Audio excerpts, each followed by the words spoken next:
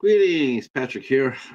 Eight questions with, and welcome into the show. Um, yeah, well, it was a beautiful day for the most part here in southeastern Michigan.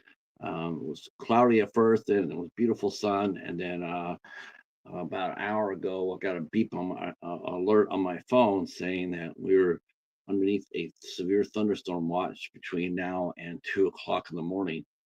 So far, doesn't look all that bad. It's overcast, but doesn't have that ominous feel to it.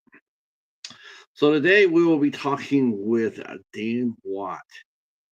Dan Watt is a gentleman who is a filmmaker who started out and working at Columbia. Worked at Columbia for many many years, and um, then he started his own production company called Dancing Dan, and he made a documentary film called Everyone Dance, and Dan won himself a Grammy Award for that, uh, or Emmy Award for that. So we're going to be talking with him. I saw the trailer for the film. It's beautiful. It's absolutely beautiful. It's a wonderful looking documentary um, about showing how everybody can dance no matter what. You could be you can just dance, and it shows a lot of people just doing just that you would not think would be able to, but they overcome it, and it's very very charming. And we'll talk to Dan about how he got the idea for the film, and how it has impacted his life both personally and professionally. uh yeah, so far we're continuing to work on booking up our April. We have March done for the most part. Do I have any dates left in March? I'm not really sure. No, I got March done. Um, we're going to be cutting back the show to two shows a week, unless it's something really special. We're going to be cutting it back to two shows a week, pretty much now, and here in March and April as well. Yeah, it's just I've just found over the past couple of years that when we have longer dates, people don't necessarily come in. They're outside right now enjoying the weather, and so it sort of affects the viewership of the show. So I decided just to cut it back to two shows a week. Um, so we got some upcoming shows. In fact, I got a Grail guest. First time in a long time, I can say that. I got a guest that I had on my wall, on my wish list, like who could I have come onto the show? I finally got one in April. But for right now, I'll tell you what's coming up here on the show. Tomorrow night, we have actress Leslie Iverson will be here tomorrow. She's a fine actress, and she's been working hard at her craft, and she has appeared in some really good movies. A couple of movies I have seen. Um, and we're going to be talking about her experience. That'll be tomorrow night at 8 o'clock. And then Saturday, we're all traveling to Oh no, actually, we're coming here next Saturday on the 22nd. I'm welcoming in Kyle Curtis. Kyle Curtis Flat. He will be here on the 22nd at 8 o'clock, as the Midnight Society is doing a Clash of Titans. Clash of Titans are where we pick two films in a genre that we both love, but we go ahead and we find out why we love the one movie just a little bit more than the other. Um, Kyle picked up the movie, one of my very favorite movies, probably one of the two favorite movies ever for me. I didn't expect it. I thought he was going to be picking horror movies, but he caught me by surprise, and he picked Superman 78. So um, I had to come up with something quick. I was like, wow, he got my favorite movie. What am I gonna say to that? But I did. I came up with one that I think I think that it's very good. It's very worthy. I picked up. I'm going to be talking about Superman Returns with Brandon Routh, which is basically a remake in many respects. Many times it's a remake of the first Superman movie. So we'll be talking about that at 8 o'clock on my channel on Saturday. Let's see. Then next week we have two shows. We have on the 26th, we have performer Peter Fraley will be here with Patrick Fraley will be here with us. I don't know why I keep on mispronouncing his name. Patrick Fraley will be with us on the 26th, and then Will Sisto will be here with us on the 27th. He is a paranormal storyteller, cryptologist. He's into the cryptoids. We'll be here talking about urban legends, folk tales, things that go bump in the night, and that'll be on the 27th. And then on the 30th, to close out the month, we'll be back here on my channel. As Mary Wilson has taken over the ISC, it's her turn to host the ISC Midnights. And I'm sorry, it's my turn. Boy, I'm really all over the place today. We're going to be doing Oddity. We're going to be covering Oddity on the 30th. That was my pick. Mary Wilson did give her pick, and so in April for the ISC show, we're going to be covering Devil's Gate. I've seen that one. That movie is a banger. I'm telling you, I was like, of course she picked something like this. It is really, really good. It is a twisty, great movie, and a surprisingly good turn by Jonathan Frakes, who played Commander Riker on Star Trek. He doesn't do very much acting anymore. Most of the time, he's a producer and director. It's really cut his teeth at. And so yeah, it's gonna be he comes in and he has an acting role in this movie, and it's a banger. So we'll be talking about that on in April. I will let you guys know who the guest is in April, so you guys can make note of it. And that is on April 8th. April 8th. It is a Grail guest for us. I've been trying to figure out a way to get a hold of this young man for a long time, but I went ahead and finally got him, and that's actor Robert Losardo. Just a dynamic character actor, really, really powerful character actor. He has a brand new movie out that he wrote and directed and produced called American Trash, and it's a really powerful piece of filmmaking. All right, the doorbell has rang, so you know what that means, right? That means it's time for our guest to come in, and Dan will be here right now. Anthony is here, and he is heading to 2010. All right. Thanks for everybody coming in. Feel free to share us out if you will.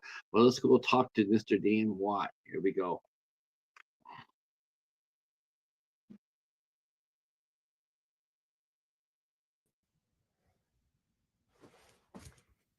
Hello, sir. Hello, hello. How are you doing? Good, good. Glad you are here, Dan. I'm very excited to have you here. I saw the trailer for Everyone Dance. What a wonderful piece. What a wonderful film. Oh, thank Um, you. Thank you I very much.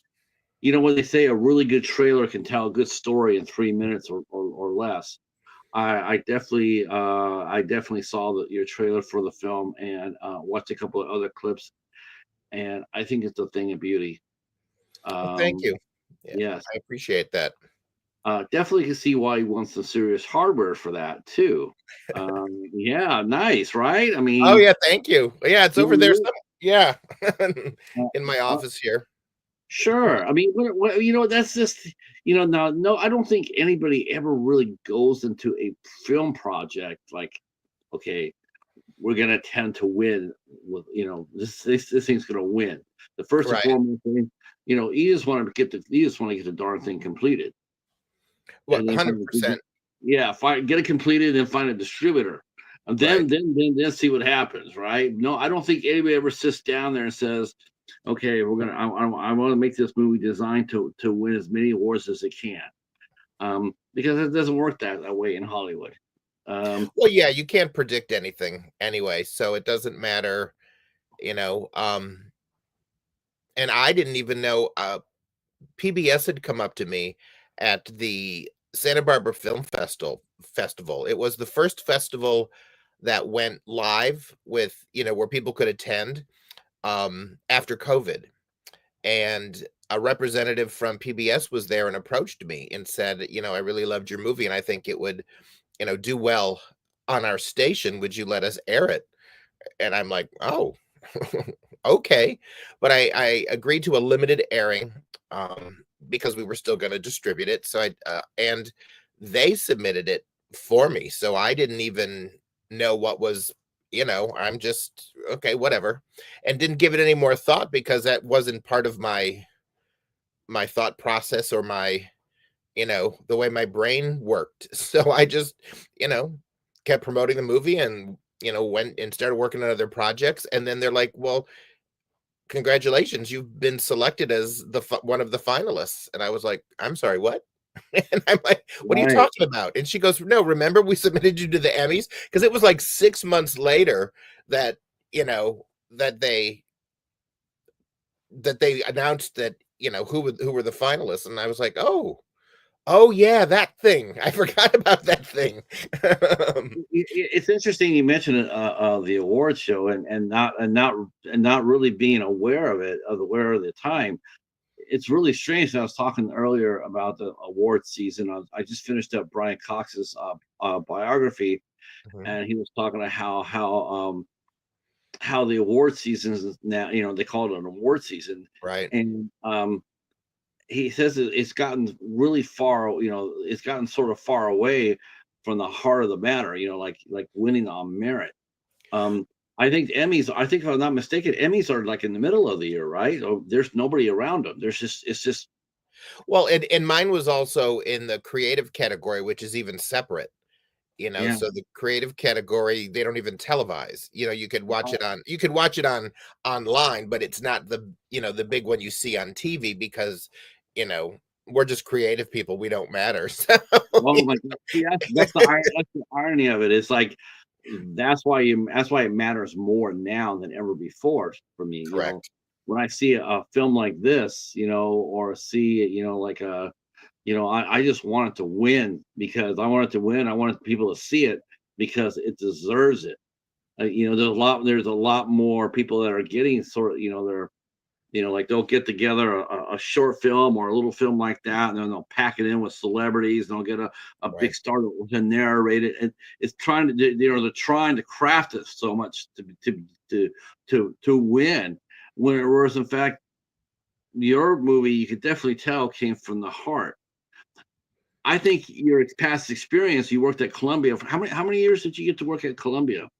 I was there for 5 years. I was in their scripted development department. So I worked with the first movie I worked on from beginning to end, where I was at the actual table read with all the actors, all the way to the premiere was House Bunny with Anna Faris. Okay, I Um, remember that movie. and then I worked with Jennifer Aniston and Adam Sandler on Just Go With It. So yeah, I was with a lot of the comedy movies I was involved with.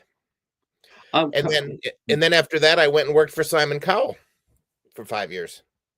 Now that's gotta be different. Well, he's absolutely amazing, and he's a great boss. He really is. And he decided he wanted to start a production company here in Los Angeles because he was here half the year and in London half the year because of, X Factor and um Got Talent and AGT. And I mean, he had AGT, BGT, British Got Talent, I mean, so it was back and forth all the time. So he said, well, why not create something in Los Angeles? And this is right before One Direction blew up. So he brought me on board to work on the One Direction documentary. And 10 days after we started in this office that had nothing in it, I mean, it was like, a desk and a chair, and we had to order the other stuff and get the equipment and the phone and stuff.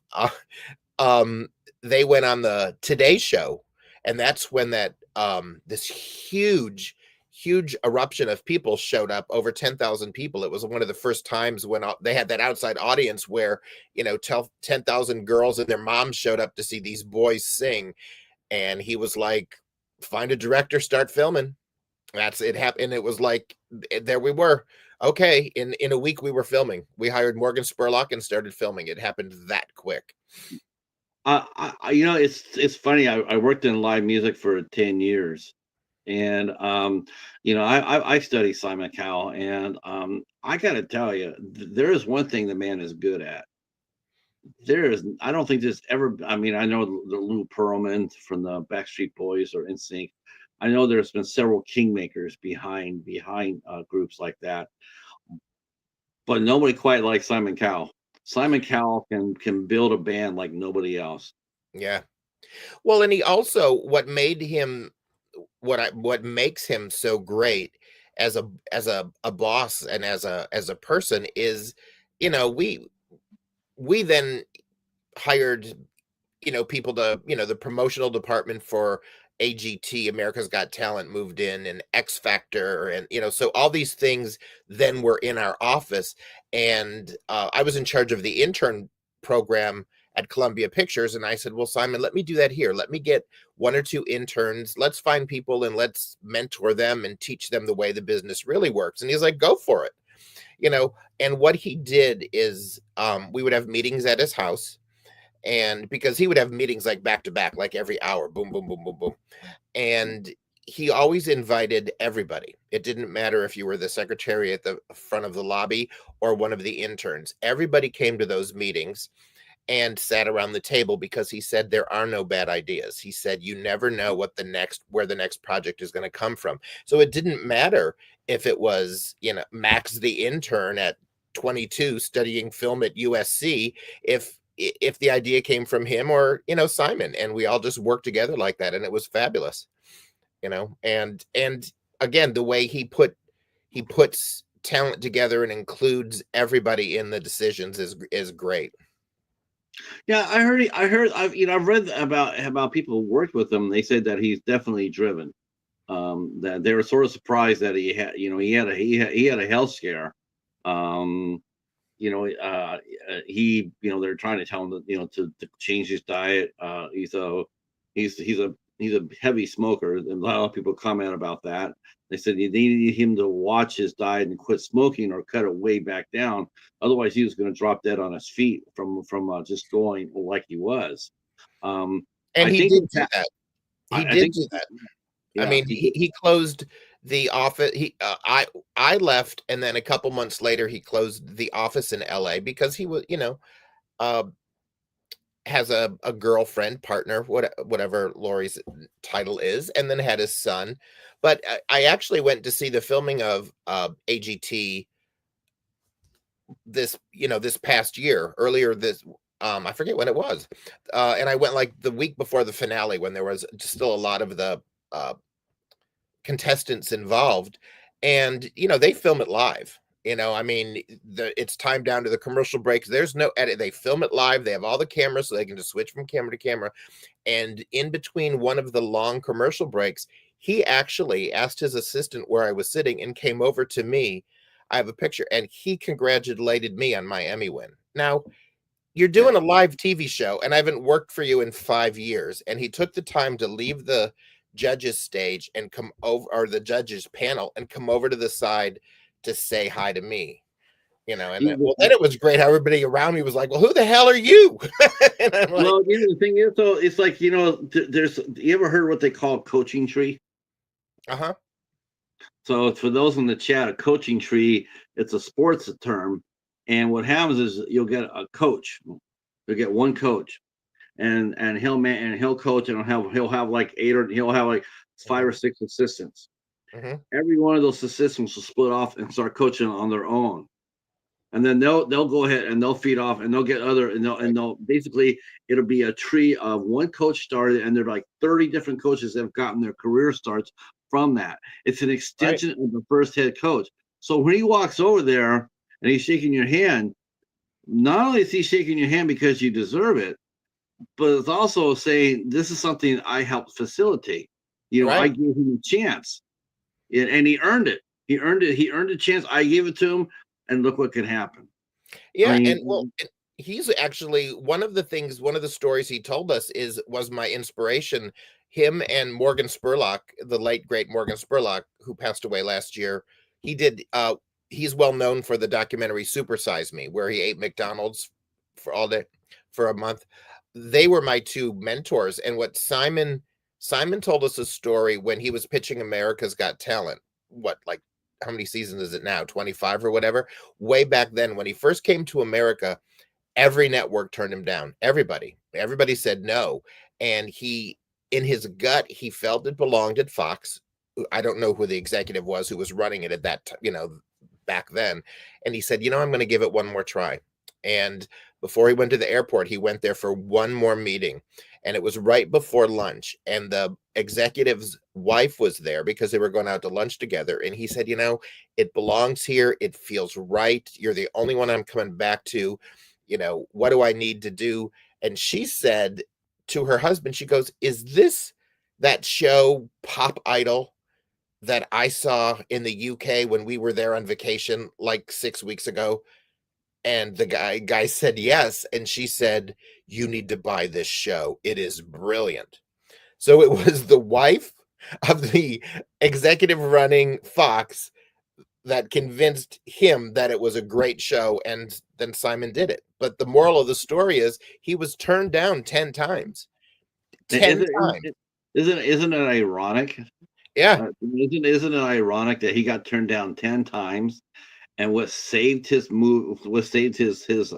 show was himself telling people, turning them down, because it never. I mean, America's Got Talent would have never popped unless it showed the people that weren't very good.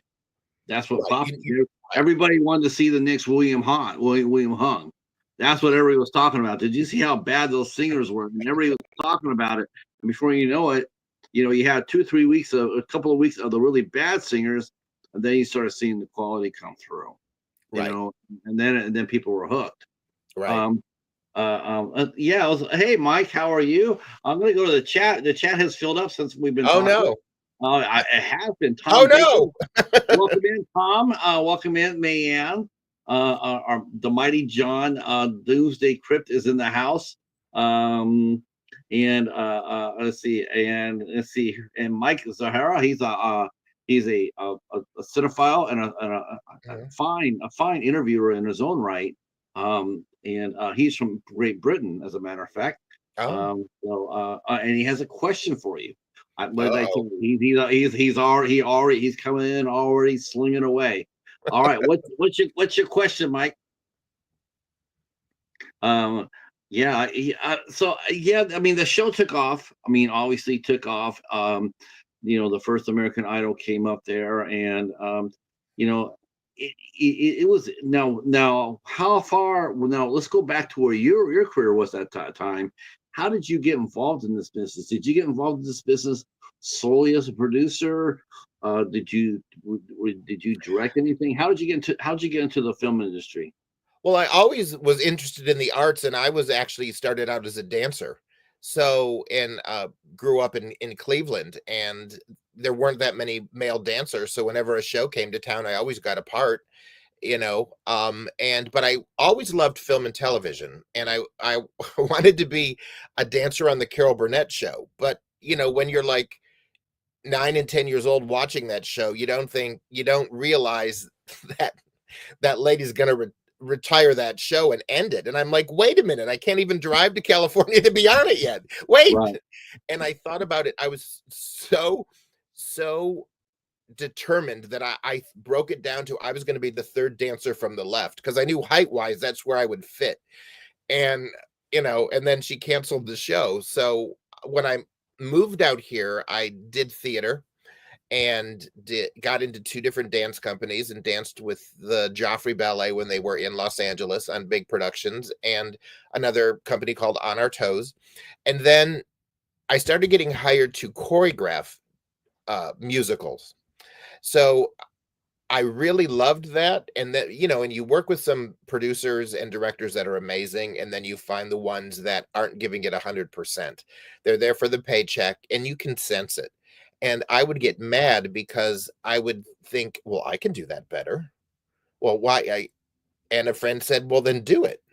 And I was like, "Oh, okay, I will." And then the first musical I decided to direct and produce and choreograph was Oklahoma. I mean, I didn't start with, I went with a big one, cast of 45. I'm like, what the hell? What the fuck? Start with Godspell. There's only 12. Why did you do this? And Oh, well, there's only 12. There's only 12 people in Gospel.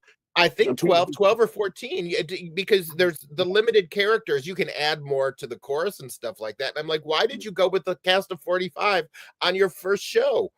But, Yeah. I did. And then, All right. I did all that. Let me zip over here and see the questions. Mike is asking you, says, working as additional crew on many projects and then eventually uh, turning your hand to directing. What's the biggest takeaway you learned on the journey? I'm going to muscle that up a little bit if Mike will let me. I'm going to ask you, what are the three things that you took from your very first job in Hollywood? What three things did you take, or in the business?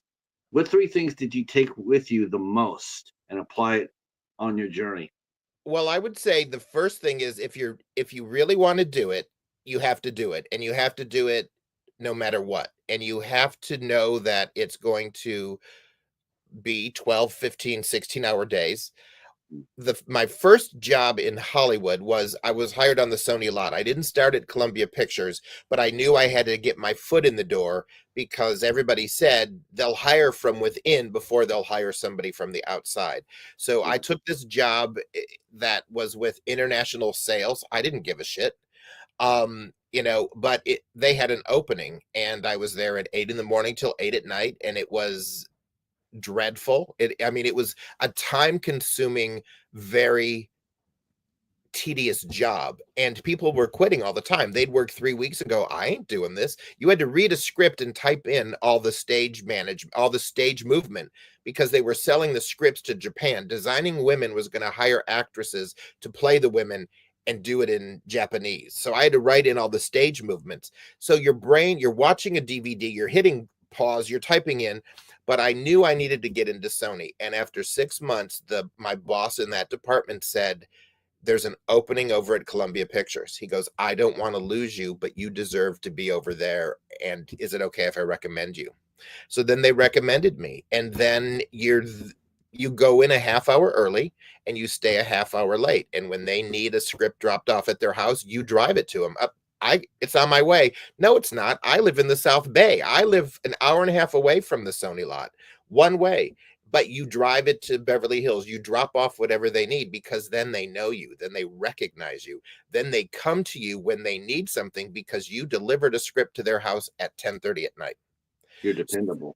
So right. So you just do it. And you do the next job, and then you do the next job. And then all of a sudden they're like, "Well, Dan, we need you to read scripts to help us with this. We're going to do da da da da da da." And then all of a sudden you're on the phone calls and they're discussing the Da Vinci Code, and you're listening to the executive producers talk to the directors and the writers. And I took notes on everything. And then I would go home and I divided it into categories, and I still have those notes, and I pulled them out recently to look at. This is a wonderful producer called Anj Gianetti, who's still at Columbia Pictures, who let me get on her phone calls. And just to hear how an executive producer, she did the Bond movies. So to hear her talk to a director, to a producer, to a writer, and maneuver the conversation and just the nuances of how she handled those situations were absolutely, what's the word? You can't get that type of education anywhere, because you're in it. You're there listening, and I would go, "Oh my God, I can't believe she came up with that." You know? Did you ever notice one thing? Oh, and Mike has one other question for you. Uh-huh. It said, "Oh, hey, Berdazzle, how are you? How are you? Glad you're here." I think, and let's see. Mike's question is, when it came to directing your first feature, Did you get any advice or pointers from any friends that you made from your productions you worked on previously?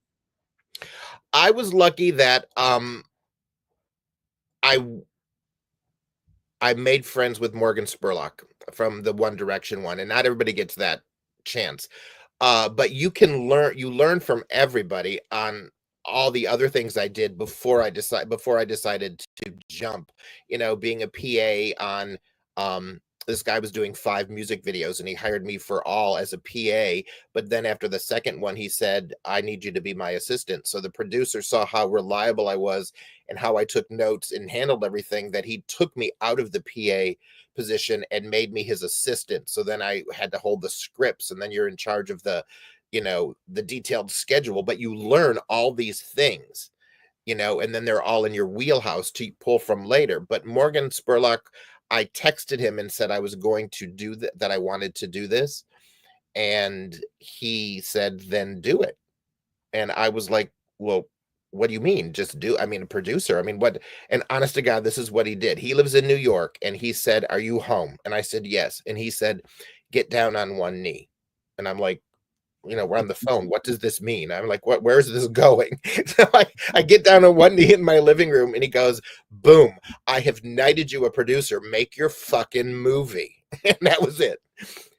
Because I Yeah, was because blocking myself. I his was name was blocking myself, and he gave me permission to do it. He said, "You're right. You know what you're doing. Do it.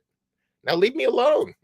now when you were sitting on those phone calls, were you surprised to see how when she was talking to the producer or director or whoever, were you surprised to see her stay on the phone as long as she did?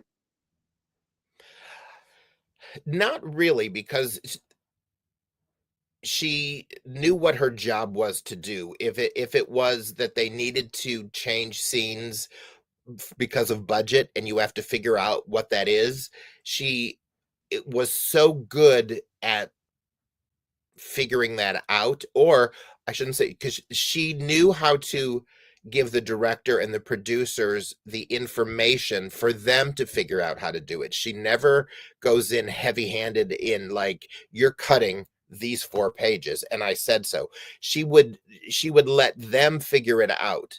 And it might not be those 4 pages, it might be another four, but she was so open to communication, and she's just so good at steering the conversation, where then you reread your script that night and you go, yeah, you know what, I can take out these two here and those two there. She's brilliant. Yeah, it's. I think people would be really surprised. I know I was. Um, the first time I started dealing with agents like that, I was terrified. I was terrified. I was like, man, this is gonna be like, I just want to get off the phone. Yeah, I want to get in there, get who I need to talk to, make my offer, and get the hell out. I wanted to be done in right. like 5 minutes. And at first that's how it was. It'd be like, yeah, I'd like to make a bid for this band, ABC band. Okay, I'm faxing it over to you. Okay, bye. And that would be like 5 or 6 minutes. Then you wait for 10 minutes and you call back and say, did you get it? Yes, I did. Okay, thank you. Bye. Right. And then as you get more comfortable, and I remember the first time this happened where I was on the phone and I'm just like looking to get out, looking to get the hell out. You know what I'm talking about. Yeah. And I'm sitting there and I'm like, all right, you got it. All right, I'm out of here. Okay. Hey, wait. Yeah. Why are you in such a hurry? Relax. How's your day going? It was an agent from Yeah. CAA. How's your day going? Oh, okay. Relax. I'm not going to bite your head off. Right. Well, sometimes they do. I've had that too. I've Yeah. had that too. I've had that too. And I'm proud to say, and I did some motherfucking biting back. Yeah. That's for sure. That's for sure. Yeah.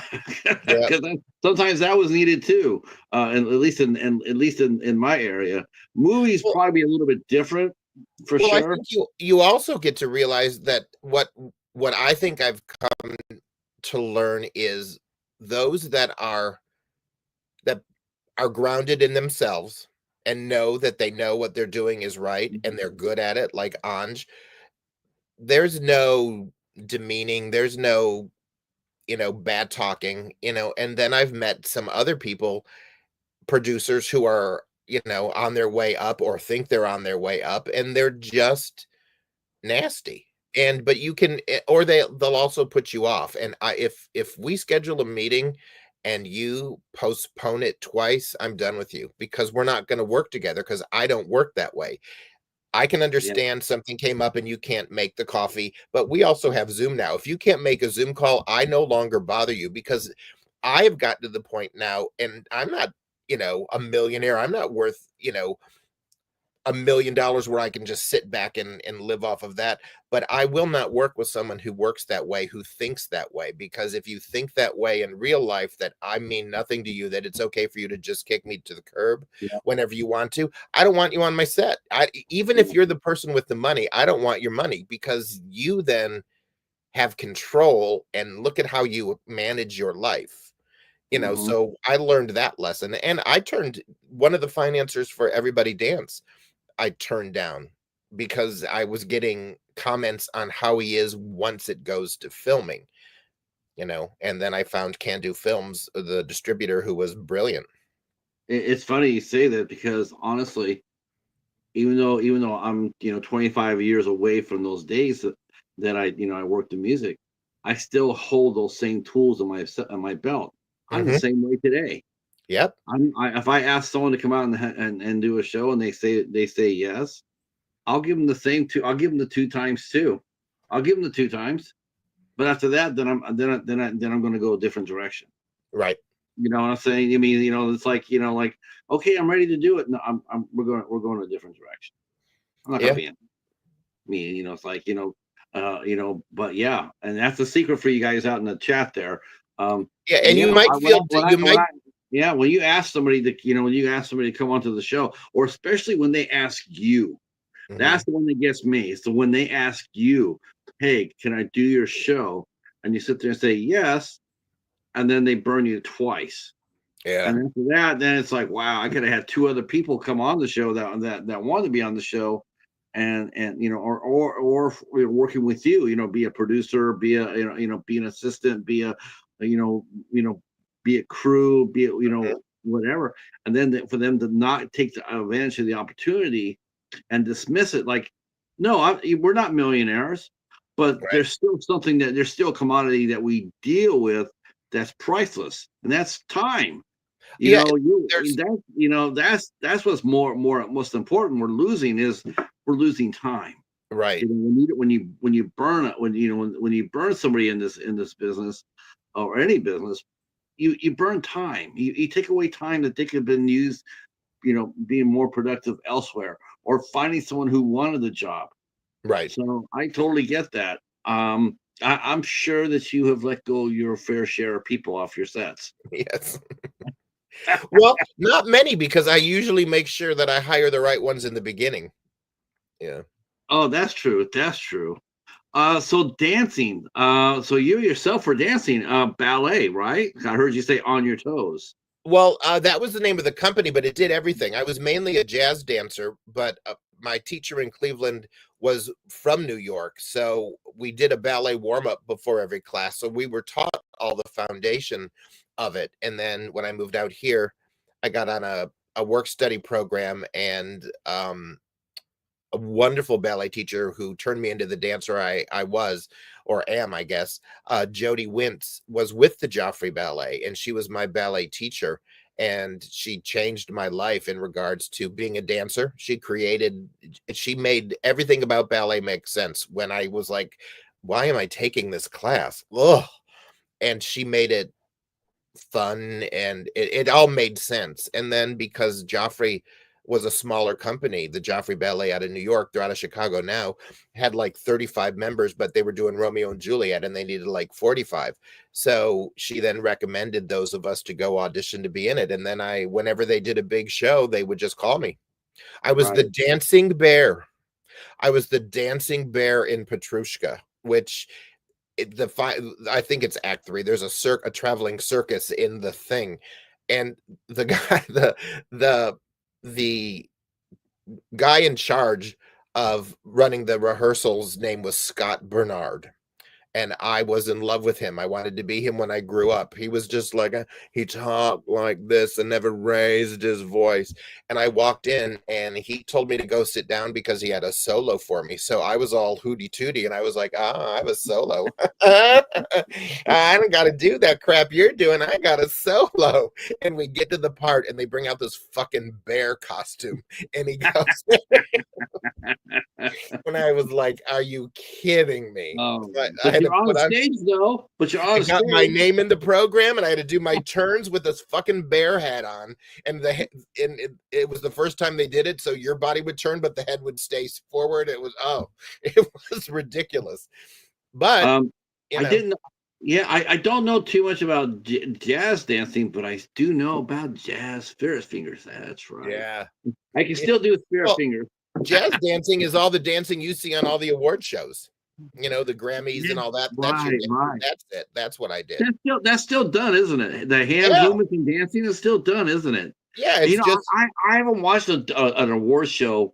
I have to say, to be honest, I don't watch too much TV, and I'm rather bitter toward award shows. To tell you the truth, the main ones. Not I know I've had a few Emmy winners on the show, and I've always loved the Emmy winners. I think they're cool. I think they're cool. I'm talking about like the some of the bigger awards that are I was talking about this afternoon about how a lot of places a lot of studios campaign for the movie.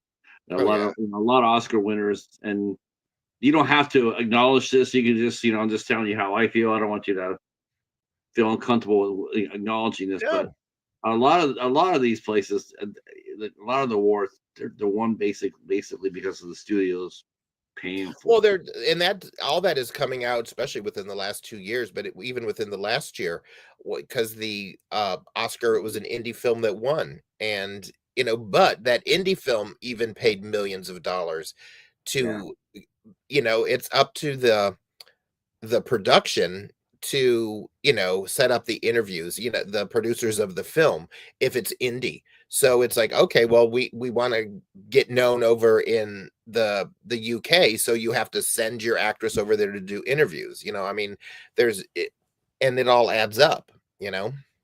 Not everybody gets the privilege to be on your show like me. that's right. Tom saying, it says Christopher Walken started as a dancer. That's why he's always smooth. That's why he always moves with grace. Oh yeah, yeah, no doubt about that. Yeah, everybody knows that. Christopher. Yeah, he still moves with that grace. Yeah, there's a He grace and an elegant and a confidence in the way he holds himself. Yeah. Well, you and know just look, he used to do a skit. He used to do a skit on Saturday Night Live that allowed him to show that off a little bit. It was right, the Continental. right. But I mean, it was funny as hell. Yeah, I But you remember it. watch it, Yeah, you remember him moving. He was always elegant. He was like, yes, it's a broad play of a European, but you can see how he moved. I mean, you're thinking, man, that guy's graceful as hell. He's smooth. But yeah, well, and more recently, I don't know if you've seen Wicked or if your audience has seen Wicked. Look at Jonathan Bailey, who does the whole scene in the library, and I think it's a 17 or 12 or 17-minute dance with everybody. And he came in cool. he's on the show that Shonda Rhimes does on Netflix. Um, can't think of what it's called. Your audience might know. Um, it's that period piece. He came from there, Oh, but he's Bridgerton. yeah, Bridgerton. yeah, he's from there, but he'd studied ballet when he was like 6 to 13, something like that. He loved dance. Well, look, it got him this huge, recognition for Wicked, and I mean, he was known before then, but people were shocked. Oh my gosh, the guy from Bridgerton can dance. Well, everybody should. I think Everybody dance. certain disciplines. I mean, sometimes on some of those bigger shows, like ABT and BTE, BGT, they show off dancers like that. Massive Right, dance troupe and what have you. But the elegance of a dancer, back in the turn, in the 30s, with Fred Astaire and Gene right. Kelly and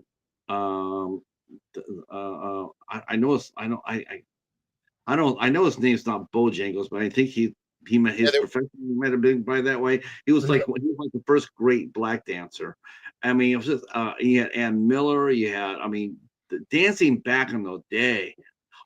Oh my right, God! You right, there watch was an these movies. elegance and they just glided, You don't see that in today's entertainment because like you go on YouTube and you watch these old variety shows like Carol Burnett. Carol right? Burnett was a variety show. We don't get those anymore. That's Right, just like it's like they came, it had its time, and off you go through the mortal coil. right, But who says that? Who right. dictates that? I mean, because honestly, I just like to think that wow, if you telling me if someone like a Fred Astaire came out today with Ann Miller and they danced what they danced in some of their movies, are you trying to tell me that everybody here would not be paying attention to that, would not respond to that, will not be moved by that?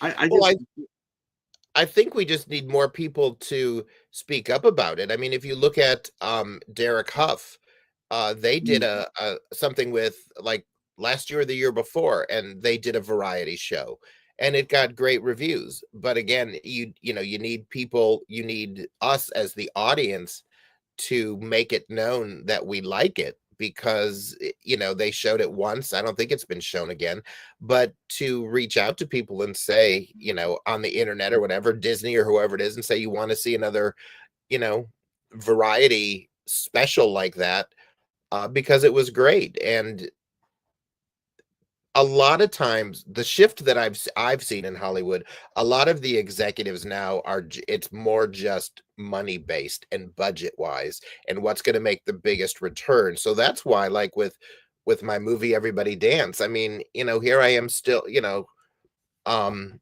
still pushing it because I believe in the message in the story, you know, and you just and I was lucky enough to get a producer to come on to help me finish it. His name is Howard Barish, and it's Can Do Films. And it was again because he liked the story and his wife watched it with him, the finished movie, but I needed the money to get it colorized and to get the sound, the audio all leveled out. So I just needed more to get me over the edge, and he came on board to do that. But again, it was somebody who actually loves the arts, and he's an independent producer and director.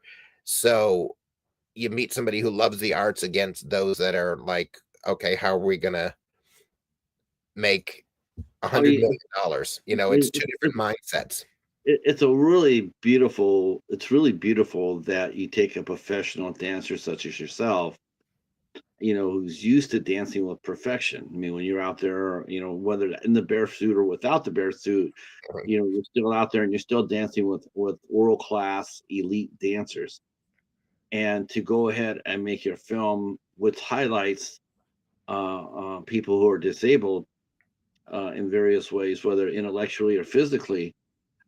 I, I, well, I mean, is it natural to think that there's a disconnect between the two?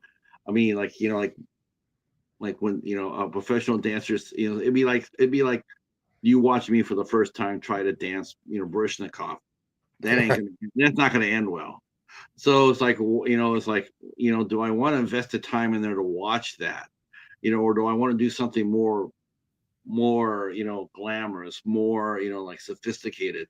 What made you decide to take it to make your film about the young and the disabled and the overcomers and the overachievers? What inspired you to do it?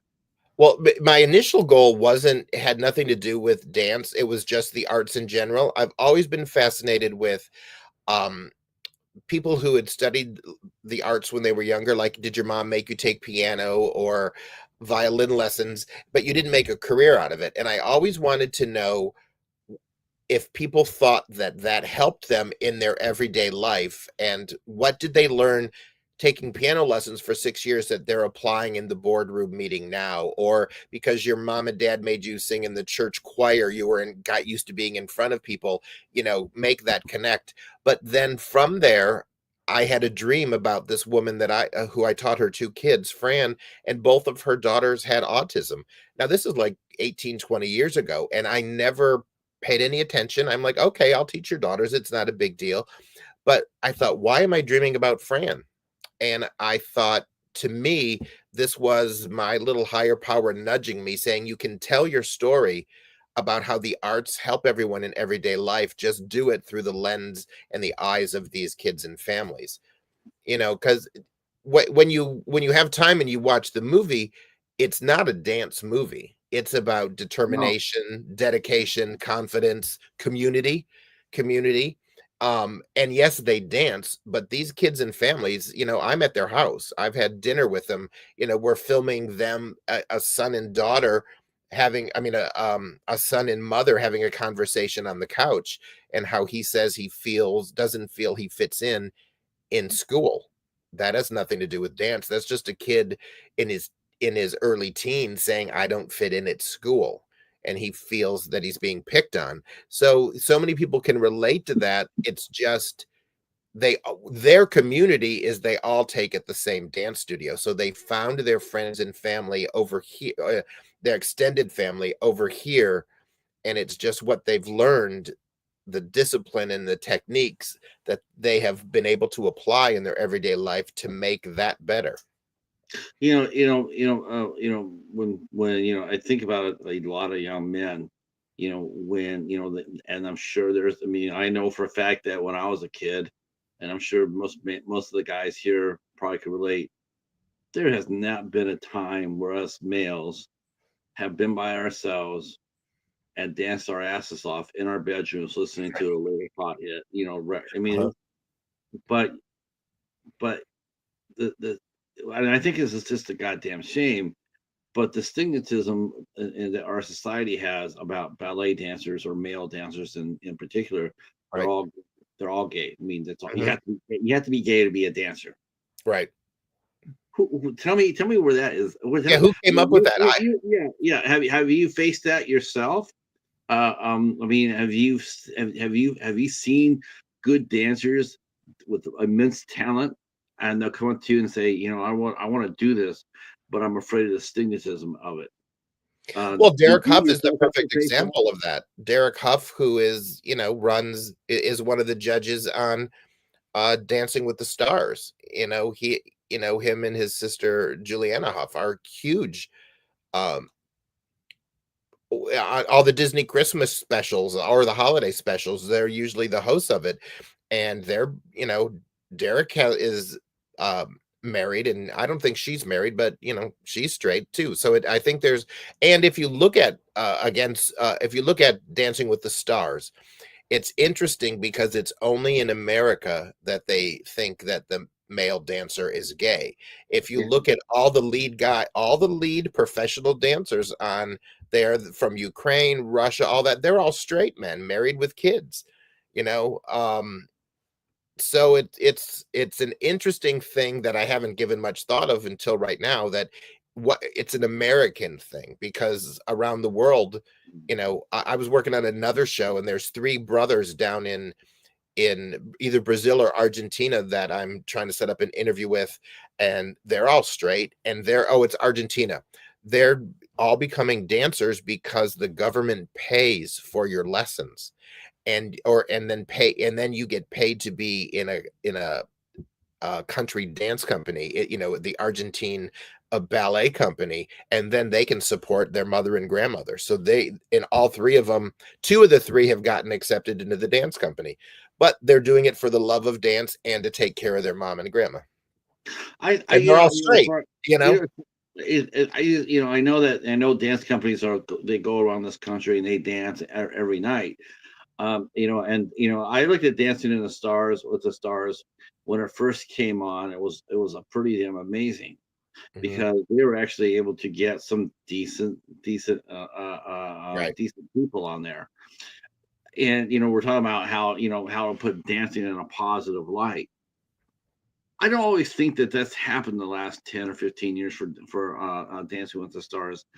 I think it's actually been put in a negative light per se, because and it's no fault. It's just it is how it is. This is how society looks at it, because they always get people who don't really people feel like they deserve to have to be on the show. I mean, you Mhm. had a convicted criminal on the show last year, Right. and people did not like that at all. And what I think what happens is like they get turned off by it. They Hmm. get turned off. They don't really want to watch it per se. Not even to watch them. They're just no longer interested in it. Like if that's how it's going to be, if that's what it's going to be like, then I'm not going to be. I'm not going to watch it. Like I watched it when they had really good people on the show, not with dancers like that. Right. I just feel like sometimes despite meaning to do well, like show off a beautiful art form, and of course the show itself made several mistakes. I mean, it's made a lot of mistakes. To me, that was like the calling card to America to get back out there and dance. Because I mean, when the show first came on, what do we hear about? A massive surge of people doing Right. ballroom. Don't hear that too much anymore these days. Don't really read about it that much anymore these days. Because I think now, because it's like, because people are a little bit bummed out by what they're watching on TV, like they're being foisted on TV, or who hosted the show, he got forced out. I don't know why. Yeah, Tom Bergeron. Yeah. I love Tom Bergeron. My wife Yeah. loved him, adored him too, and couldn't understand what happened to him. He was a perfect host, perfect ambassador. When you do a movie like Everyone's Dancing, Everyone Dance, you want an ambassador for that movie. That movie deserves an ambassador. It deserves to have someone go out there and push it and tell people about it. In fact, you ought to mention who the person was at PBS that said that they wanted to help you. I'd like to know who that was. Her name is Michelle. Man, Yep. She shout out was to Michelle. she saw the first screening of it. Yeah. And came up. Now, now, now we're talking about America's Got Talent, but we got to go back to Everyone Dance. I want you to walk us through the process of what was your goal of the show? I mean, when you first started it, was there a certain goal just to show people could do of was it just pure dance, or was it dance and other art activities like drawing or sculpting or painting, or was it just strictly dance? And was it because there in the clip there's no one dance. There's a variety of lovely dances in the in Mhm. the in the clip. I couldn't tell you what they were dancing. All I could tell you was whatever it They was, were moving. it was done, Yeah. it was done with love. Yeah. Well, I wanted to again, learning um from Morgan Spurlock and also from Anj, and being at Columbia Pictures and reading all those scripts. Um you have to tell a story, and you have to have an arc, and you also have 90 minutes. So I narrowed it down because I come from dance and I know everything about it. To have found this amazing teacher in this amazing studio, it was easy for me to create the storyline. My editor put it all together. I and he was absolutely brilliant. He's my editor and co-producer on it. Isaiah Camp is that I wanted everybody to be the star of the movie, and I started following like 17 people out of the 150. Then we narrowed it down to 12, and then I let him pick the top 7 because I knew I couldn't do it because I was with the kids every weekend. But I Mm, knew, and I talked to Morgan about it. He said, "There's nobody better than you to do this movie." He said, "Because you've been a dancer, so you've been on stage." He said, "You've been the choreographer, so you've been in Bonnie's shoes. You've produced live theater, so you know what goes on stage, in the wings, and backstage. You know how the parents in the lobby are going to act, how the parents are going to react after the film." So when we went to when you at the end of the movie, you see them at their recital. So you've seen their journey for 10 months, and also being at their house while they plan their life and go to school and do laundry, but it ends at the recital. So I had to bring in 9 camera people because I knew where everything needed to be. I know most of the chaos is in the hallway before you walk on stage. That's when the kid starts crying because they don't want to go on. And this has nothing to do about disabilities. This is just this This going is on. just a 5-year-old girl who goes in her mind is like, "What the fuck?" You know? And she starts crying because now the reality is you have to go dance in front of people, or they lose their slipper, or, you know, whatever the reason is. I needed cameramen to be in that hallway. I needed them to be in the green room where they're practicing the dancing. And there might be an argument because this one goes, "No, it's your left foot." And then I needed to be in the wings because I wanted to see the kids come on and off stage. And there's a great scene where this girl runs off the stage after she's done dancing and high fives the other dancers that are waiting to go on. But then I also wanted to get the parents. So I needed people in the wings shooting the audience because I wanted to catch you crying, hopefully, when your 5-year-old daughter finished her first dance ever in front of people. So, you know, Morgan was like, "You've experienced and lived every aspect of this. No one else could put into it what you can." I mean, except maybe Debbie Allen, because who else has done all of it and wants to make a movie about all of it, you know? So How long does it take for a dancer, even a professional dancer such as yourself? Um, how long does it usually take for you to? Because it's probably like this every night. I mean, athletes go through this, right. and other people go through this. Like for me, um, before I played football, without a doubt, no matter what I did, and believe me, I tried because it was a pain in the fucking ass. But good lord, if I didn't have to go poo, I would not eat. I would eat to a certain area. I would not drink. I would not, and I would be like, I'm fine. I'm fine. I get my uniform on, get on the bus. First step off the bus, bam, I got to go poo. Could not figure it out. It's like, what the hell? Um, what did that happen with you every time that you danced yourself when you yourself walked out on the stage? Did you have that? How long did it take you to, when you walk out there, you see the crowd? How long did it take you when you're dancing for that crowd to disappear, and it was just you and the music? It depends on the song. It depends on the routine because there's times where it's just technical, and there's times where mentally you're not there. You're doing all the movements, but you know, you're just doing the movements, so the audience isn't getting ripped off because you're still performing, but you can be thinking about dinner afterwards. And, but I do remember one of the times where I got lost in it was when my mom and dad came to see me in one of my first shows. I remember the song. It was "Say It Again" by Santana. And I loved that song still to this day. I remember the choreography, and this was 25 years ago. I remember the whole damn dance. And I remember doing a move where I fake hit my head like this and I arch back, but I arched so far back when I came up, I was dizzy and all I saw was stars. But I had to keep dancing. It's just I didn't know where I was at that moment, but my body took over and it just did the muscle memory thing until the stars went away. But I was glad that my mom and dad were in the audience to see me knock that one out of the park. But I think it's like anything. You know what it's like. You've been in a job and you can be in a board meeting or you can, Right, right, and right. you're listening or you're nodding and pretending to listen, but you're really not, you know. You've just I you can, just I have can, I can, I can, I can, I can, I can handle plates.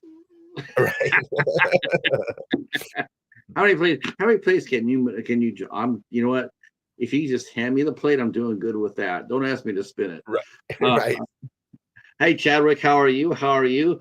We're talking about the chat. We're talking about all the great entertainers from the past that used to dance. And Howard Keel. Um, wasn't it Howard Keel in Oklahoma? Wasn't that his big thing? Oh, I'd have to think back because that was with Shirley Jones. Yeah. I I, don't I, remember. I really want to say it was her. I think it was Oklahoma, or Yeah, maybe I don't remember the names because I just always watched the dancing whenever I haven't watched the original in years, but I was always watching the dancers because I wanted to be one of them. So I right. never paid attention to names. until I got Mm. older, and I don't think I've gone back and rewatched that one because I break out into a sweat because of deciding to do it as my first musical, even though I did get great reviews. That's see. Yeah, Let's see. And they're talking about dance. Can see Howard Keel. Yep, he ended up being on Dallas. 2004 dance comedy. Shall We Dance with Richard Gere. That was a good movie. yeah. Lisa Ann Walter was in that, and she danced. Great dancer. Well, there Uh, was La La Land, which was choreographed by Mandy Moore, who's a friend of mine, who I actually gave her first job to, her first paying job, and she's gone on to do she did La La Land, she just did the new Snow White, she did um the Taylor Swift tour. So she's a big time choreographer, and I gave her first paying job. And you just look at the way they danced on the bridge. There's that on the freeway out here in LA. You can take out, people didn't, Ryan Gosling is in it, but he studied dance when he was young. He was actually on um Star Search. right, So you right. can, so he had people are like, he doesn't move that well. Well, he studied dance when he was little. He might not move as good as you think he should. And I think it's a tough choice to put actors who move in front of dancers who have danced for 25 years and are still studying dance. But I think she was brilliant on how she separated them out and just created this beautiful stuff. But that was one of the first movies to bring dance back. Um, and it did very, very, very Chicago. well. I think Chicago really probably, Yeah. yeah, probably put it back on the map for sure. I mean, there and then ABBA. You know, Oh, Mamma Mia. another Mamma one. Mia. Had a lot of great dancing. Man, and the thing is though, the box office shows that people like a good dance movie. They love Yeah. musicals. And it's like, wow, how come you can't get that? You really have a hard time getting that out and up there. Mhm. It's such a you go inside of an office today, say, I want to do a musical. Man, I mean, even Spielberg had to fight tooth and nail to get West Side Story made. Yeah. And Well, you think he walks in there and people are just like, whatever you say. But but he look had at to fight for that. look at how what the general public does in everything they consume now. There's dancing.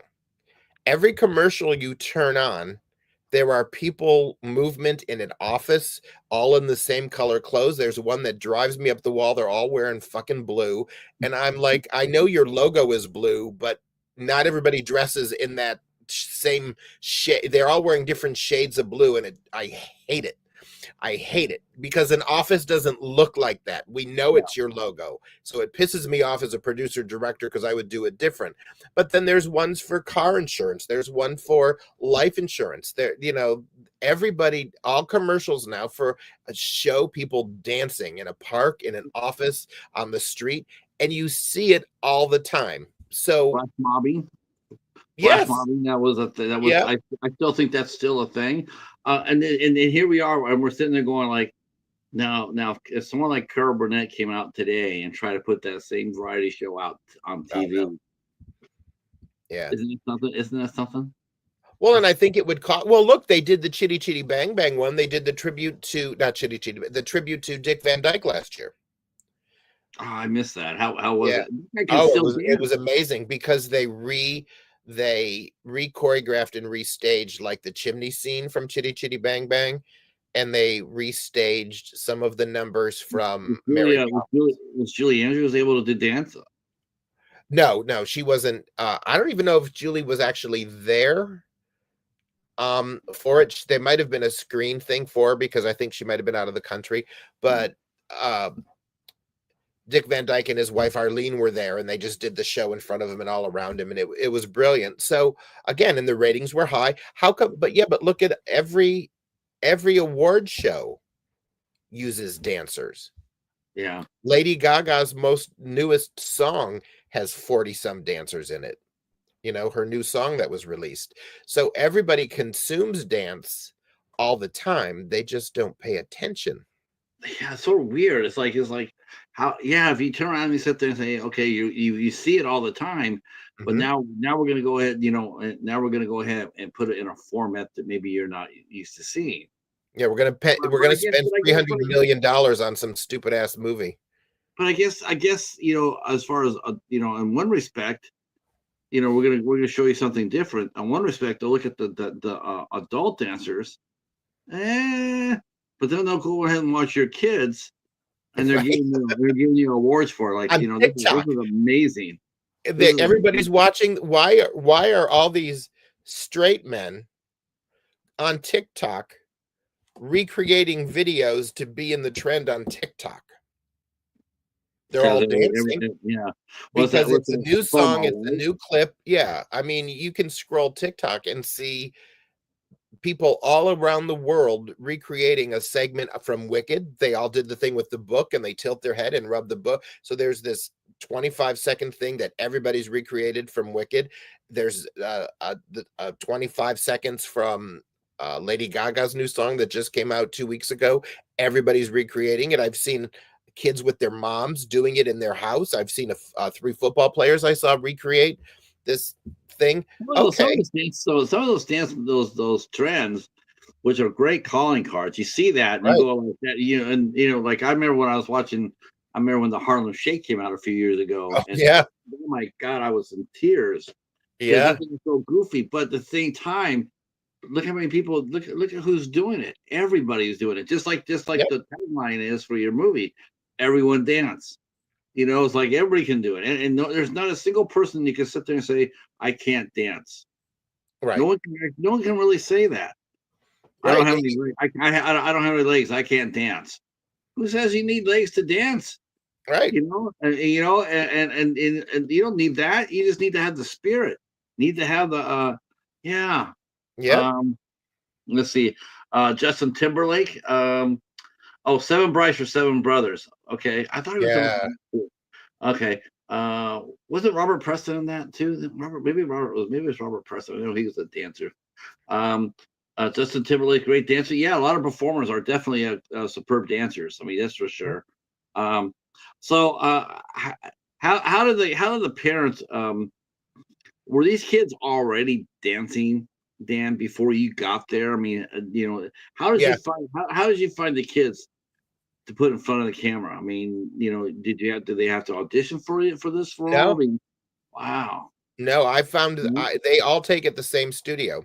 It's called Ballet for All Kids, and the owner teacher is Bonnie, and she is a living angel because she created the school and is the main teacher there. And her philosophy is it's ballet for all kids. You don't have to have um, a disability to take at her studio, and I think 30% of the kids aren't.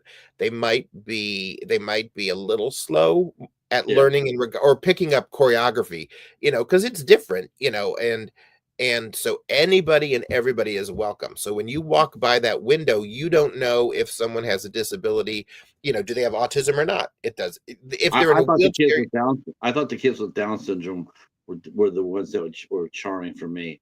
Oh yeah. my, the Downs kids, they had such a serious look on their face. How could you just not watch that and fall in love with that?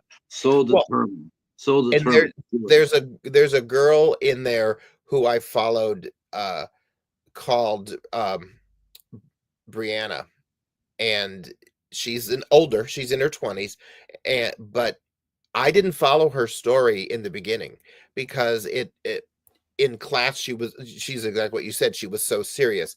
But when she did the tap dance on stage, she lit up that theater. Everybody, she had the biggest smile on her face. It was a tap dance number, and all the kids behind her were watching her to keep up and remember the steps.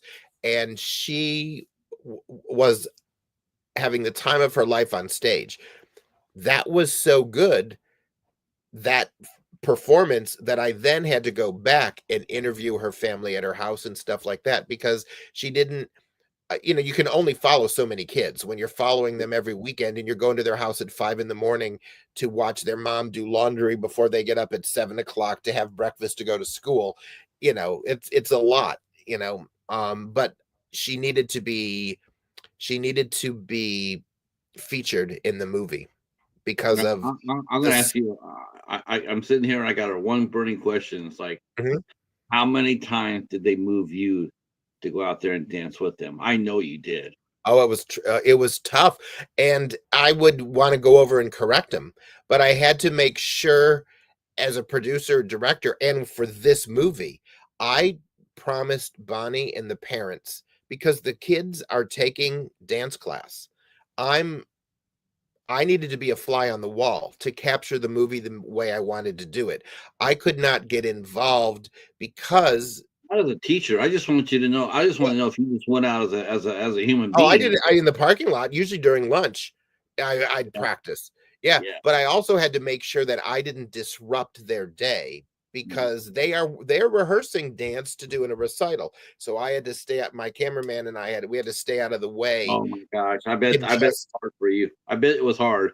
oh, there I were bet so many times. I I bet wanted I to just bet walk over and the correct their camera I bet feet. the camera were going like this, sitting like I this, and all of a sudden the music starts. You going like this. You're going like Yeah, the camera starts bouncing. yeah. They had to be there. You had to feel like I just want to go out there and dance for the sheer joy of it. There were I don't want to teach anybody. I just want to dance. well, there were some times that after class was over, I would dance with them. Hell But I yeah! didn't disrupt their class. Then I Right. would say, "Bonnie, put that song on again," and I would dance with them, but it didn't disrupt their actual class. It was the 5 minutes between classes when the class was changing. Yeah, Wow. so What yeah. a joy. See, that's just joyful to hear. Well, dance never leave I mean, if you've studied it, they say once a dancer, always a dancer. I when I take an elevator in a building, I still try to stand on one foot with my leg up to see if I can still hold my balance. I'm like, "Ah, Do you held still my balance for 9 floors, ha ha." do you still put on the bear suit once in a while? Well, yeah, but that's a different conversation because I wear it for different things now. Oh, holy cow! Bear suit time. Yeah. We touched upon your mentor, and I want to touch upon that a little bit because I was a fan as well.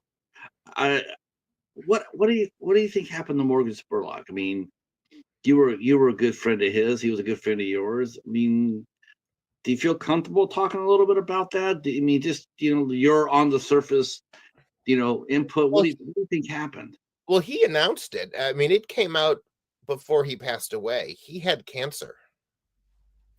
So, what he decided to do was to, I guess, retire because he's got kids, and they moved he had a farm in upstate New York, so he moved out of the city and just wanted to spend time with his family.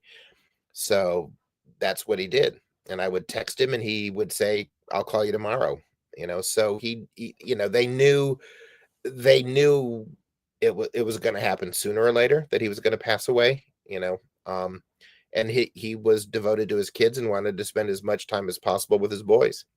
I know they sort of went after him afterwards, saying that his documentary Supersize was falsified. That it wasn't. I personally, honestly, I watched that thing. I don't see how I didn't see it. I can Yeah, see I don't believe it. No. I can see McDonald's saying that shit. But Right, you watch what he ate, and there's right. just no way in hell that he was lying about that. And 3 Uh, meals a day. It 3 was meals 3 a meals. day. Oh Yeah, my god. And you can see him during the course of that get slower and slower and more. I mean, gain weight more and uh-huh. more. I mean, he was slowing down. Um, wow, what a I that was a brave man. I don't know. I've known a lot of people who eat a lot of junk food, but I don't know anybody that would have tried that. I don't even and I love their french fries, but I don't know if I could eat them every 3 times a day, every day for a month. I don't know if ugh, you know? It was a Big Mac, a fry, and was it a milkshake or a Coke that he got? I think he got a milkshake. I think he got a milkshake too, so he had to Yeah, eat them 3 times a day. Oh my gosh, yeah. that's just it's a real shame because he was that was a really interesting show. That was a really interesting movie. I was fascinated by it. I had Well, heard and about it. I think one of the things that made him special is and because 'cause I've talked to a few other people that, uh, have worked with him, is that he made time for me. He made time for anybody that asked him. You could walk down the street and see him and ask him a question about making a film, and he would talk to you if he had time. And there were times that he would text me because he was doing something or that he was fishing with his son or whatever it was, and he'd say, "Do you need to talk to me now, or can I get back to you tomorrow?" So there were even times when he was playing, with his kids, and he if I really needed him, he would have stopped and answered my call, but it was never that urgent where it was, something like that. But I've learned from so many people that have worked with him that he was just a mentor like that. He always wanted to share, but it's the same thing with Anj. It's the same thing with Simon. The people that are grounded in themselves, like I said earlier, the people that know what they're doing and are successful and grounded in their beliefs, and they know they have something to give, will offer it to you. They want you to succeed. They don't want you to fail. I guess that's all. Going back to Simon Cowell, I mentioned how he was a kingmaker, and I like I said, he is the best. I mean, he really was. There's a few others out there that put together, cookie cutters, and it worked. It worked. Um, I'm more organic in my music. I don't like it manufactured. Mhm. It's not like a One Direction. It's manufactured for me. It's not. There's I know controversial here, but I'm just saying how I'm saying. Mhm. Like a band like One Direction doesn't have a soul. It doesn't. It's cookie cutter. It's people, fit in the pieces. It's a puzzle. It's a puzzle. And you try to get that puzzle together and you fit it together and then you make a record. And if you look at a lot of those bands that won those awards, and that Simon Cowell, that's another thing that he did was genius, was the fact that he did a lot of every other people whose band, won, their first record always had the same songs on it. If you look at their debut records, you'll see there's a common thread, and that is there's like three or four songs in there that every one of his artists that he was backing, because One Direction wasn't the first one. Most of those, a lot of those were his. Um, and he would put on the same song, and he know that it would get radio play, and it did. I admire the man for that. I mean, it's not easy to do. I mean, a lot of times a manufacturer, a cookie cutter band, you got to have the personality. I mean, you got the looks, you got the voices, but you got to have the personality. Well, I think with One Direction, but I think they're different than everybody that came after them because boy bands had disappeared. New Kids on the Block, everything had disappeared. There weren't aged groups. out. They aged Yeah, out. and there were nobody to take their place. So I think their phenomenon was because they were the first one, and then all the cookie cutter stuff started coming after that. But he discovered Susan Boyle. Yes, So, he and he did. also discovered Leona Lewis, who I love, absolutely love her voice. Yeah, And he stuck by her for years. yeah. And for But see, the whatever rub reason, is her first album took off and then everybody forgot about her. And that it's like, happened.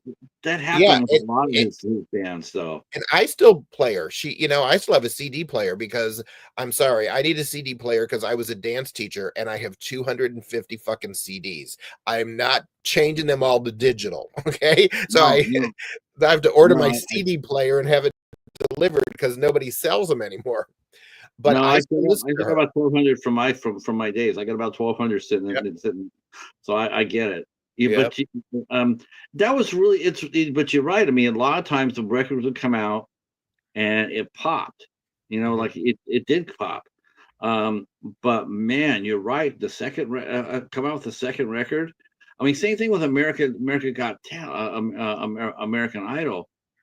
Man, the first album would come out there. For one thing, though, it was just so weird because sometimes the almost obvious person to win didn't win. Right. When what was his name? Adam Lambert. Adam Lambert. Jesus Christ! The first time the guy walked through there and they put him on TV, I told my wife, I said, "That's your winner." No Yeah. matter what, and that was like how that was like there's still people coming. There's Right. still people coming on. He goes, "How could you tell that?" I said, "Well, because I have an ear, and that's your winner." Yeah. And then when he lost to Arcade, I was just like, there's no way that's happening. That's just it's just because it was almost to the point where it's like, well, it doesn't matter if Adam doesn't win or not. He's still going to have a successful career. Whereas this is going to probably end up being the high point of David Archuleta's career, and that's exactly what happened for most of those people on that show. A lot And of times, David Archuleta's coming back now. He's just releasing a new album. So how is he doing? I mean, I have he's not. doing, yeah, I'm only know this because of he popped up on TikTok, and I made contact with his people and stuff like that. But he's gay in real life, Right. but he was raised Mormon and fought it.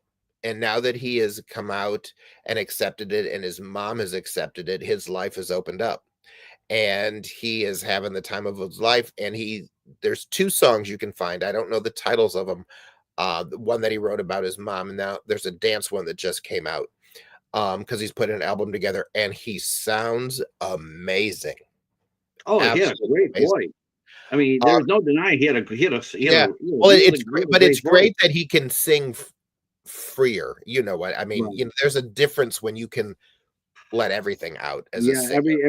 everybody got told to sing basically the same songs. Right. Okay, sing the. We're gonna go back in the '70s. Rock and roll '70s. Well, of course, some of these people are gonna suffer.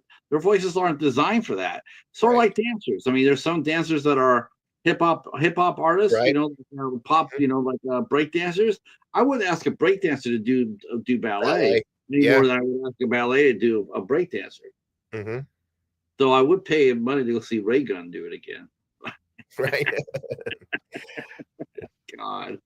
Oh my God. You talk about something to put you could hear the whole collective of any single hip hop break dancer. You can just feel the ghost of them rising out of the ground, going like, Right. Like, "What oh, the fuck was you, that?" you know what I want you to do when we're done, you and your audience to do, because she's the closing song in the recital of my movie. But I want you, because you come from music, you want to hear a soulful voice. Her name is Bonnie Mulligan, and the song is called I Will Make Thunder. And listen to it, and you will get chills. I promise you, you will get goosebumps. I One of your saw kids. her. She recorded the song just for me, and Lynn, the writer Lynn Schenkel, who wrote it. I saw her perform this at a benefit in New York 15, 16 years ago, and it's called I Will Make Thunder, and it's Bonnie Mulligan, and it's a Okay. purple album, or a purple cover. It's just that one song, and the entire audience leapt to their feet and were crying. Now, this was a little fundraiser in Birdland Jazz Club, which is 140 people, and you could see she was stunned because she stepped back like she didn't expect it. Now, Oh yeah, yeah. jump ahead 18 years, and I'm trying to figure out how to end my movie, and in the middle of the night, she popped into my head. So something that I heard 18 years ago, I thought, that's my song. It's like, I will dance. The lyrics are, I will dance in the rain. I will come to the edge. I will dance in the rain. I will make thunder. And I thought, oh my God, this is my ending. This is the song to end it. I'm getting goosebumps talking about it. You have to promise me you'll listen to it and I email me. will. I will. Yeah. I'm well known here. Two of my weakest genres, even though I book bands in those genres, but two of my weakest genres were, and we'll tell you why, were blues and jazz. Hmm. But that's just me, as his personal taste. But I was going to ask you, I mean, who's your favorite American jazz singer right now? I Oh, mean, if you that would be tough in regards to a jazz singer, because I think there's so many people. I think Kelly Clarkson has one of the best voices out there and can do anything she wants with it. I think she just has it. But in regards to a jazz era, I don't know if I can separate that, because I don't listen. I just find a quality in a voice that I love. yeah, Um, I listen to I've always been in love with Linda Ronstadt. But look what Lady Gaga did going on tour with Tony Bennett, to be able to take those songs, from that era, and work with him. But I've always loved Sarah Vaughan. And my mom and dad introduced me to her. Well, that was way before my time, but they used to play music all the time. My Um, my I like I said, I wasn't the biggest fan, but it's more my style, my personal style. I looked at blues and jazz differently, like mhm. it's just different for me how I look at it. But Well, I man, also love Bonnie Raitt. I've seen her in concert, or yes. Bonnie Raitt, depending on how Well, they say it. I always thought she had more of a rockabilly voice, Yeah, she does. Um, I love the woman who I love, and man, I would just kill to get her on this show. I'd kill. Is Jane Monheit. Oh, yeah. Absolutely love Jane. Jane is lovely. I would buy a record for her. I would. That's the only jazz singer that I can actually put on, and I can listen to, and listen to it. She's magnificent. But Bonnie Mulligan. All right. Well, we're Yeah. gonna have to check that Well, out. she's a Broadway belter, Broadway star, but she did this song for me, and then the musicians and the song producer. But what she does with her voice in this is amazing. Everybody on there, listen to it and then comment. Uh, right. Does anybody have any questions for our guest before we let him go? You have any guests? You have any questions for our guest? What's next for you right now, Dan? I mean, you got Dancing Dan going on. Yeah, What else you got? What else you got? We didn't even get to your special relationship with, because I saved this. Notice how I saved this as a way to get your ass come back. But we didn't even talk about your relationship with one of the greatest entertainers in American history, and that was Chita Rivera. yeah, Um, but we're going to come back because yeah. I think Yeah. that sort of almost deserves an entire show by itself. Some of your connections that you had with some of the classic singers and Well, going on. and Ben Vereen, I Oh, produced some songs for Ben Vereen. You can find that he does a great. It's out there now. This one is. You can also check his version of Both Sides Now, the Joni Mitchell song. It's on iTunes or Apple Music, whatever it's called. I don't know. and Ben Vereen, what's one thing he has in common with something we talked about pretty much, a lot of tonight. That was he appeared in a lot of variety shows. Hmm. He could come out there and do just about anything. Yep. He was a regular. He was a regular on variety shows. He had a variety show and on there beyond the guests, guest starring, Right. Ben Vereen right there, right. It's like it was these. I mean, some of these variety shows must have booked themselves. Okay, well, let's do a variety show. What are we gonna do? Well, we gotta get the greats. We're gonna get Ben Vereen. We're gonna get Sarah Vaughan. We're gonna get all these familiar singers and songwriters, and they come out there and kill it. Well, and Um, here's something for your audience to think about whenever they want to do something. Like Morgan Spurlock said, just do it. I loved Ben Vereen's voice from all the musical theater that he did, that I wanted. There wasn't enough songs available besides the ones in the musicals. So I reached out to his people and got in contact with him and said, I want you to sing some more songs for me. So he did. that's I, the I thing. mean, I mean, I'm like, what? Yeah, because you're waiting for the no. It's like it's Ben Vereen. Why the fuck would he tell Danny Watt yes? And I'm like, let's do some songs. And he went, okay. You know what? I think a lot of these older singers, I think they've realized one thing. It's like, what is it really? How does it really benefit them to say no? It can only benefit them to say yes. It really can, because you're leaving a legacy. And with every time that you say yes to a physical recording, you're leaving your footprint a little bit bigger, a little bit broader. Instead of people knowing you, say, for 10 songs, now they maybe know you for 15. Hmm. You know, Well, you know, wait till and you see now your homework is going to be long. Is to listen to his version of Both Sides Now because he is definitely a storyteller. He is a performer and a true artist, and the way he wraps his voice and how he told that story. I mean, it's good, and it's good because of him. You know, we did many takes. and Thomas let me know that he asked a question. I'm scanning up there. Oh, he wants to know, was Fred Astaire the very best dancer? That's hard to answer. That's tough because Fred Astaire It, is a particular style. Because my favorite dancer from that era is Donald O'Connor, who was oh, in Singing in the Rain and Goes Over the Couch with Gene Kelly and Debbie Reynolds. Donald right. O'Connor was my favorite, but you can't. It's like when you put Fred Astaire and Gene Kelly next to each other. They're two different styles, so they're both excellent at what they do. It's just different.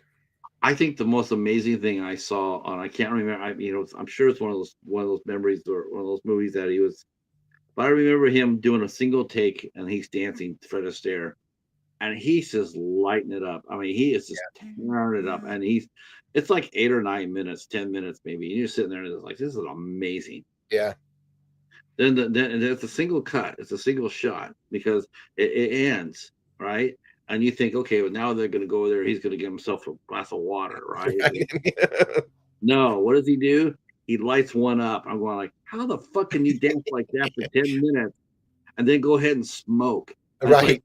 how does that work? I mean, how do you have the stamina for that? I mean, I think that's probably the number one thing that probably kills dancers, right, Brishnikov? Yeah. That's the one thing that probably kills them first and foremost, which I was always perplexed when I saw that. Like, I know the Russians were bad for that. They were there was Mhm. no they were noted for that.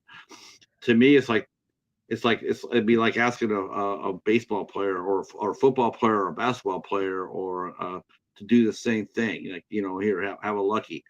No one's gonna do that.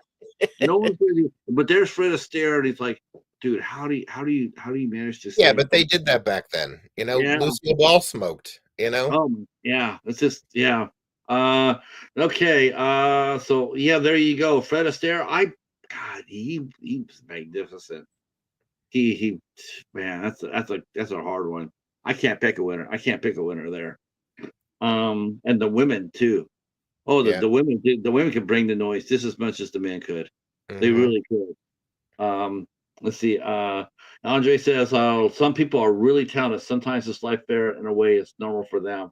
See, that's why I can't really go 100% for the stare, because there were a lot of African American performers back then that really never got a chance to dance in front of a camera quite like Fred Astaire. Right. I'm not saying that they're better than Fred. I'm just saying that we never got a chance to see it.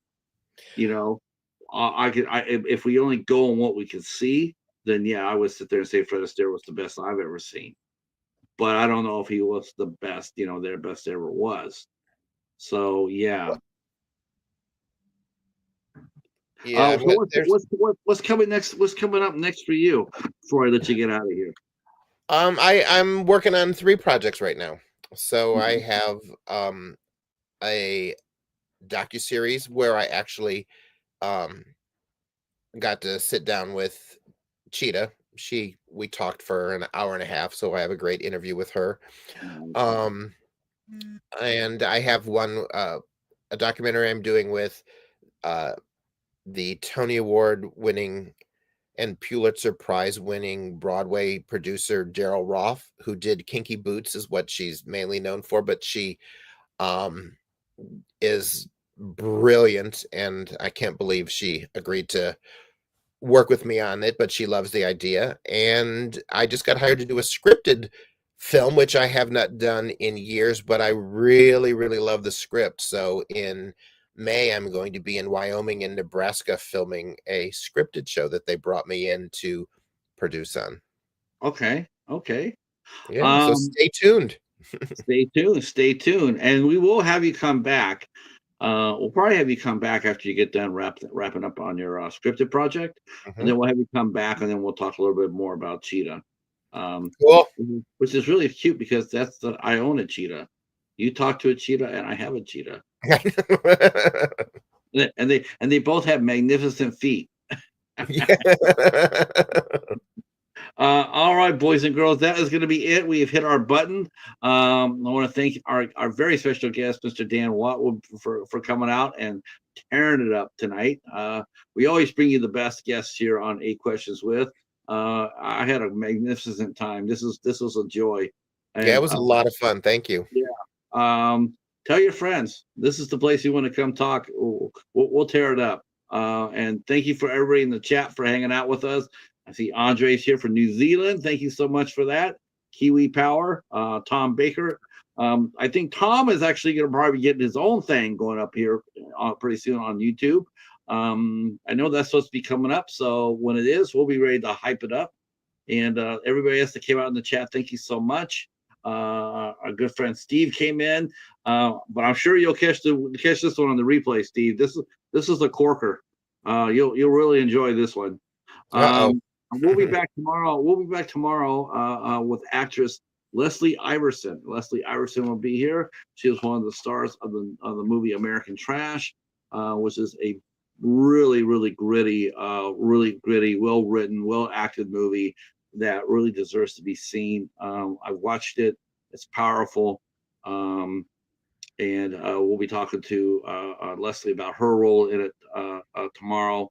Luckily for us, we also got the filmmaker who made the film and is a Grail guest that we're going to be getting, and that is Robert Lasardo, and he'll be here on April 8th to talk more about American Trash. Robert Lasardo is an amazing artist. He's definitely one of a kind. They broke the mold when they made him. All right, Dan, I want you to stay right where you're at. To the chat, I want to say thank you again, and that we will see you tomorrow night at 8 o'clock. Till then, take care, stay safe, and drive home. Drive home safely wherever you're at. Peace.